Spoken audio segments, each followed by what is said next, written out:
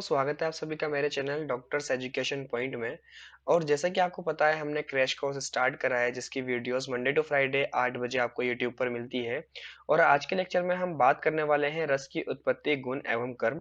हम जानेंगे कि इसके अंदर रस क्या होता है, रस की उत्पत्ति कैसे होती है, क्या क्या गुण होते हैं और क्या क्या कार्य होते हैं रस के। तो ये लेक्चर नंबर 11 है। चलो अब स्टार्ट करते हैं हम आज की इस वीडियो को। सबसे पहली बात, ये रस क्या होता है। तो रस होता है, यहाँ पर मैंने डेफिनेशन लिखी है, जिह्वा द्वारा जिसका स्वाद लिया जाता है उसको रस कहते हैं। यहाँ पर जिह्वा का मतलब होता है हमारी टंग। मतलब जो टंग से हम किसी चीज को टेस्ट करते हैं उसको हम रस बोलेंगे। जैसे अगर हम बात करते हैं मॉडर्न के अकॉर्डिंग तो 4 रस बताए गए हैं, स्वीट, सोर, सॉल्ट और बिटर। लेकिन अष्टांग हृदय या फिर हम बात करें आयुर्वेद, तो आयुर्वेद के अंदर 6 रस का वर्णन किया गया है। कौन कौन से हैं वो 6 रस?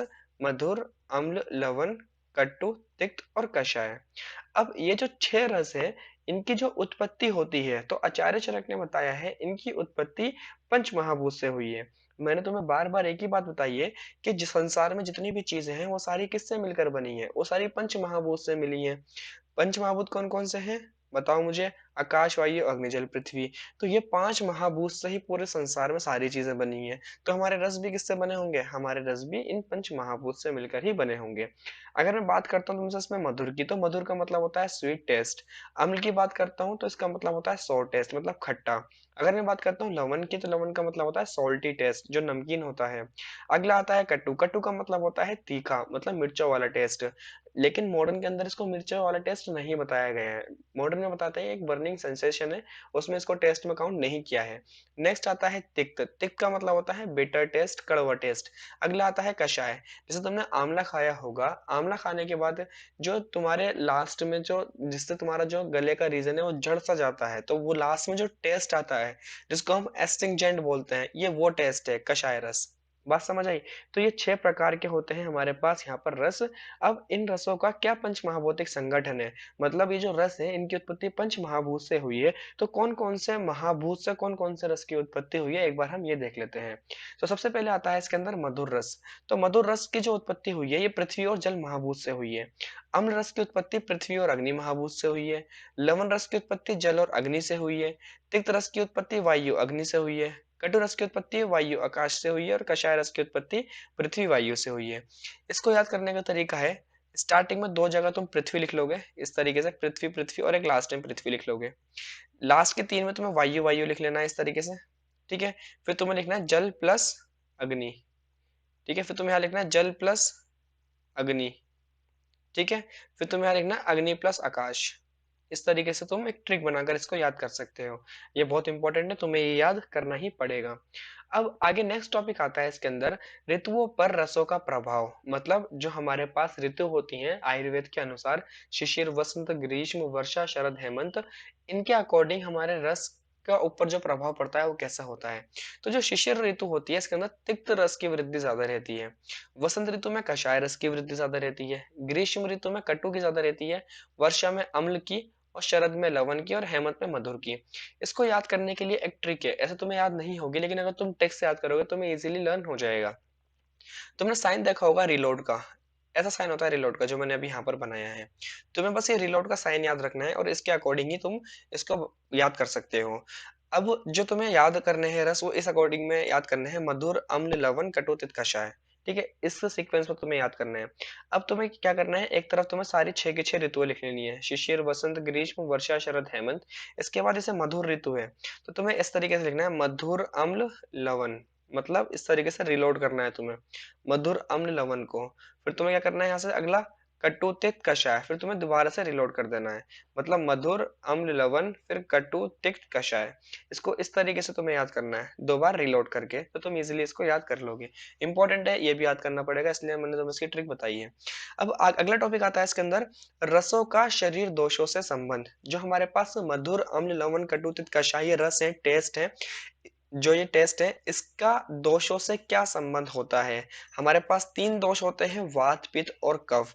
तो कौन सा रस खाने से कौन सा दोष बढ़ेगा, कौन सा रस खाने से कौन सा दोष कम होगा, हमें इसके बारे में भी पता होना चाहिए। तो अगर हम मधुर, अम्ल, लवण खाते हैं तो इससे कफ का प्रकोप होता है, मतलब कफ की वृद्धि होती है और इससे वात का शामक होता है, मतलब जो हमारा वात दोष है ये कम होता है। अगला, अगर कटुतित कषाय की बात करें तो इससे वात का प्रकोप होता है और कफ का शामक होता है। अगला, जो सॉरी, जो अम्ल, लवण और कटु ये तीन रस है, इससे क्या होता है, पित्त बढ़ता है, पित्त का प्रकोप होता है।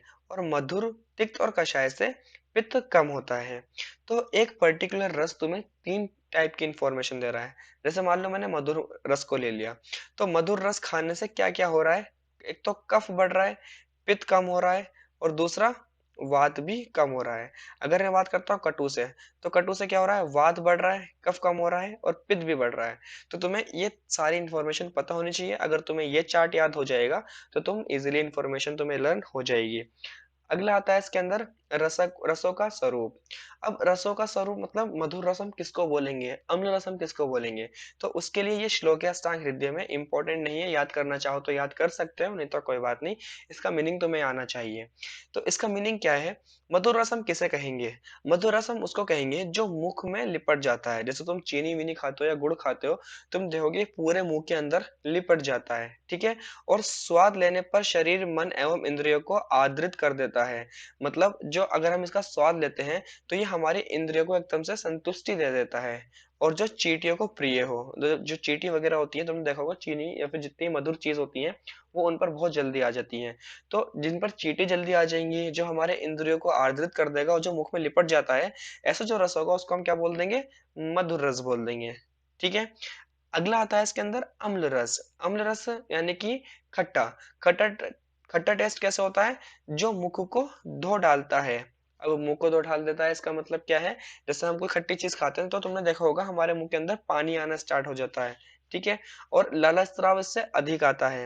ये दंत हर्ष उत्पन्न करता है। दंत हर्ष का मतलब होता है ये खट्टे हमारे दांत कर देता है, दांतों को खट्टा कर देता है, ठीक है। तो ऐसे जो रस होगा उसको हम क्या बोल देंगे, अम्ल रस बोल देंगे। अगला आता है इसके अंदर लवण रस। लवण रस का मतलब होता है नमकीन। तो नमकीन रस क्या करता है, रस मुंह में स्त्राव आने लगता है। जब हम कोई नमकीन चीज खाते हैं तो हमारे मुंह से पानी आने लगता है, जिसको हम सलाइवेशन बोलते हैं। तथा कपोल एवं गले रीजन में दाह उत्पन्न करता है। दाह का मतलब होता है जलन। तो हल्की सी टेम्पोरल रीजन में और हमारे गले में हल्की हल्की सी जलन उत्पन्न करता है नमकीन टेस्ट, जो लवण रस होता है। नेक्स्ट आता है इसके अंदर कटुरस। कटुरस का मतलब होता है मिर्चों वाला। अब मिर्चों वाली चीज खाएंगे तो जाहिर सी बात है हमारे मुंह के अंदर दाह उत्पन्न होगी। तो ये क्या करता है, जीवा के अग्र भाग को उद्दीगन करता है, मतलब ऐसा लगता है बर्निंग सेंसेशन देता है हमारे जीभ के आगे वाले भाग को। इसके अलावा कंठ एवं कपोल रीजन में, हमारे गले में और हमारे टेम्पोरल रीजन में चिमचिमाहट उत्पन्न करता है। मुख, नासिका एवं आंख से स्त्राव आने लगता है। तुम्हें पता है अगर तुम नमकीन चीज खाओगे तुम्हारे मुंह से, नाक से और आंखों से भी क्या आते हैं, आंसू आ जाते हैं कभी कभी। तो वही चीज लिखी है, अगर हम ज्यादा नमकीन वाली चीज खाएंगे तो हमारे मुंह से भी स्त्राव आएगा, नासिका से भी आएगा और आंख से भी स्त्राव आने लगेगा। तो ऐसे जो रस होंगे उसको हम क्या बोलेंगे, कटु रस बोलेंगे। आगे क्या लिखा है, तिक्त रस। तिक्त रस का मतलब होता है कड़वा।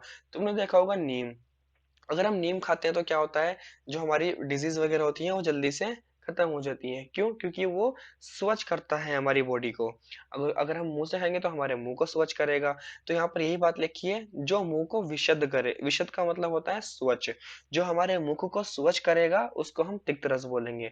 दूसरा, जो मुख का चिपचिपापन समाप्त करे। अगर हमारा मुंह चिपचिपापन हो रहा है, अगर हम नीम खा लेते हैं तो सारी चिपचिपापन जो होता है हमारे मुंह का वो खत्म हो जाता है, क्लियर हो जाता है। इसलिए तो उसे बोला जाता है कि ये स्वच्छ करता है मुंह को, मतलब क्लींजिंग का काम करता है, ठीक है। अगला आता है इसके अंदर कषाय रस। कषाय रस का मतलब होता है एस्टिंजेंट। जो हम जामुन खाते हैं या फिर कमरख खाते हैं, उसके बाद जो लास्ट में टेस्ट आता है उसको हम बोलते हैं एस्टिक्जेंट, जो जीवा को जड़ लेता है। मतलब तुम्हारा जो गले का रीजन है, फिर जो पीछे का हिस्सा है जबान का, वो ऐसा लगता है किसी ने पकड़ लिया हो, जड़ लिया हो। ऐसे रस को हम बोलते हैं कषाय रस। और ये कंठ स्रोतसों को बांध देता है। मतलब जो हमारा कंठ है स्रोतस है, जब जड़ लेगा तो हमें ऐसा लगेगा कि हमारे स्रोतस बंद हो गए हैं, चैनल जो है हमारे बंद हो गए हैं। तो जो ऐसे रस होंगे उनको हम क्या बोलेंगे, कषाय रस बोलेंगे। ठीक है। अब आगे आता है इसके अंदर रसों के कार्य। अभी हमने क्या पढ़ा, रसों का स्वरूप पढ़ा। अब हम लास्ट पढ़ेंगे इसके अंदर रसों के कार्य क्या क्या हो सकते हैं। तो पहला आता है इसके अंदर मधुर। तो मधुर रस का जो कार्य वो है बलवर्धक, मतलब ये हमारे बल को बढ़ाता है। क्षीण व्यक्तियों के लिए लाभदायक होता है, जो मतलब पतले लोग होते हैं उनके लिए बहुत ज्यादा लाभदायक होता है। पतले लोग अगर खाएंगे तो वो मोटे होने के चांस होते हैं। केश इंद्रिय ओज को बढ़ाने वाला होता है। जो हमारे बाल होती हैं, जो हमारी इंद्रियां हैं और हमारी इम्यूनिटी, इन सबको बढ़ाने वाला होता है मधुर रस। लेकिन अगर हम इसका अति मात्रा में सेवन करेंगे तो हमें कुछ डिजीज भी हो सकती है। जैसे गोइटर हो सकता है, ओबेसिटी मोटापा आ सकता है, ट्यूमर हो सकता है। और ये आयु को, अच्छा ये इसका एक कार्य ये भी है, ये आयु को बढ़ाने वाला होता है। ठीक है, जो ऊपर लिखा है। और अगर हम इसका अति मात्रा में सेवन करेंगे तो हमें गोइटर हो सकता है, ओबेसिटी हो सकती है, ट्यूमर हो सकता है। ठीक है, इस चीज का ध्यान रखना। अगला आता है अम्ल रस। अम्ल रस क्या करता है, जठर अग्नि को तीव्र कर देता है, मतलब जठर अग्नि को और ज्यादा बढ़ा देता है, जिससे हमारा डाइजेशन इजिली हो जाता है। अगला स्निग्ध होता है, हृदय के लिए लाभदायक होता है। ये बहुत इंपॉर्टेंट लाइन है, इसलिए मैंने पहले ही हाईलाइट कर रखी थी। जो अम्ल रस होता है ये हमारे हृदय के लिए लाभदायक होता है। ये जो क्या करता है, ये खाने में रुचि उत्पन्न करता है और पचाने में भी, क्योंकि जठर अग्नि को अगर तीव्र कर देगा तो हमारा पाचन भी इजिली हो जाएगा। और अगर हम इसे अति मात्रा में सेवन करेंगे तो हमें एनीमिया हो सकता है और ऑडिमा हो सकता है, मतलब सूजन आ सकती है। एनीमिया मतलब हमारे अंदर ब्लड की कमी हो सकती है। अगला लवण रस, मतलब जो नमकीन है, ये करता है बंधन को नष्ट करता है। हमारी बॉडी के अंदर जितने बंधन होते हैं ऐसे जो नहीं हमें चाहिए होते, उनको नष्ट करता है। अगला स्नेहन स्वेदन करता है। इसका मतलब तुम्हें पता चल गया होगा, तुम अष्टांग हृदय पढ़ रहे हो। तीक्ष्ण लाता है, छेदन करता है, भेदन करता है, मतलब तोड़ने ताड़ने का काम करता है, जैसे हम बोलते हैं कैटाबोलिज्म, कैटाबोलिक प्रोसेस। तो कैटाबोलिक प्रोसेस में हेल्प करता है कौन, लवण रस। अगर इसका हम अति मात्रा में सेवन करते हैं तो इससे हमें गंजापन हो सकता है, बालों का सफेद होना, झुर्रियां आना, स्किन डिजीज। तो ज्यादा लवण से हमें क्या हो सकता है, स्किन डिजीज हो सकती है। अगला आता है कटुरस। कटुरस क्या करता है, गले के रोग में सहायक होता है। कुष्ठ मतलब स्किन डिजीज में सहायक होता है। शोफ को नष्ट करने वाला होता है। वर्ण को दबाने वाला होता है। वर्ण मतलब जो हमारा कलर होता है, इसको दबाने वाला होता है अगर हम ज्यादा मिर्चों वाली चीज खाएंगे। और जठर अग्नि को बढ़ाने वाला होता है। अगर हम इसका अति मात्रा में सेवन करेंगे तो हमें प्यास लग सकती है, शुक्र का हमारा क्षय हो सकता है और हमारी कमर में दर्द रह सकता है। ठीक है। अगला आता है तिक्त रस। तिक्त रस क्या करता है, प्यास, विष, कुष्ठ, ज्वर, दाह, पित्त और कफ को कम करने वाला होता है। फैट, बोन मैरो, मल को कम करने वाला होता है। और अगर हम इसे अति मात्रा में सेवन करेंगे तो ये हमें वातज व्याधि को उत्पन्न करेगा हमारी बॉडी के अंदर, क्योंकि तिक्त से क्या होता है, वात का प्रकोप होता है, और अगर वात का प्रकोप होगा तो हमारे अंदर वातज व्याधि उत्पन्न होंगी। अगला आता है कषाय रस। कषाय रस क्या करता है, रक्त का शोधन करता है। वर्ण को दबाने वाला होता है ये भी। मेद को सुखाता है, जो हमारे अंदर फैट होता है उसको सुखाने वाला होता है। अगर हम इसको अति मात्रा में सेवन करेंगे तो हमारे हृदय में चुभन, वेदना हो सकती है, प्यास ज्यादा लगेगी, शुक्र कम होगा, मल का अवरोध, जो हमारा मल होगा जैसे पुरुष होता है या मूत्र होता है, वो ठीक से नहीं निकलेगा, हमें डिफिकल्टी होगी।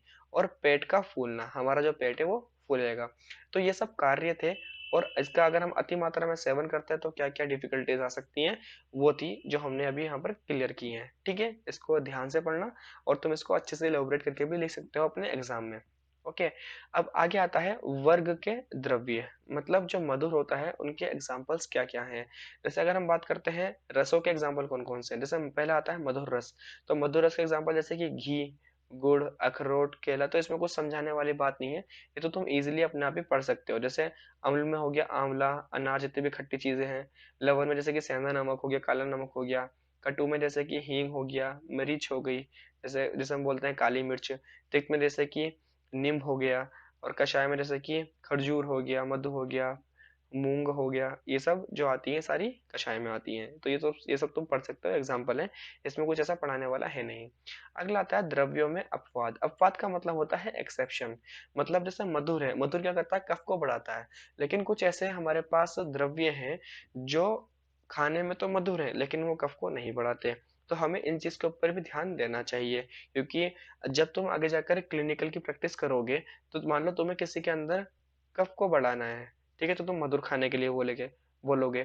तो तुम ऐसी चीज ना बोल दो उनसे जिससे वो मधुर तो है लेकिन वो कफ को ना बढ़ाए। तो उससे क्या होगा, उसकी व्याधि और ज़्यादा बढ़ जाएगी। तुम्हें इसलिए इस चीज़ को भी याद करना है। तो पहला क्या है इसके अंदर, मधुर। मधुर क्या करता है, कफ को बढ़ाता है, लेकिन इसके अंदर कुछ एक्सेप्शंस आते हैं, जैसे कि पुराने शाली चावल, जो हमारे पुराने चावल हो जाते हैं, अगर हम वो देंगे तो उससे क्या होगा, वो मधुर तो होंगे खाने में लेकिन वो कफ को नहीं बढ़ाएंगे। जैसे जौ, मूंग, गेहूं, मधु, जो हमारा मधु का मतलब है जो हमारा शहद होता है।